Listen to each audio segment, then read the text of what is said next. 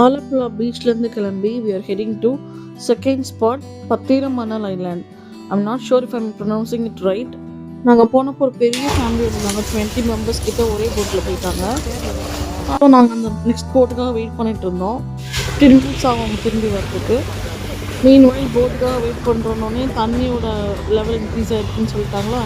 எங்கள் அம்மாவுக்கு கொஞ்சம் பயம் வந்துருச்சு. நெக்ஸ்ட் என்னாச்சு நீங்களே கேளுங்க. போகலாண்டா, அவ்வளோதான், நம்ம முடிச்சு விட்டாங்க போங்க.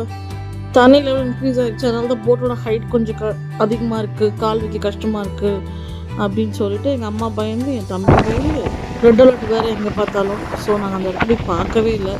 Very very disappointed.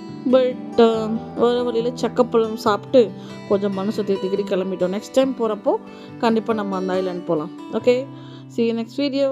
Bye bye.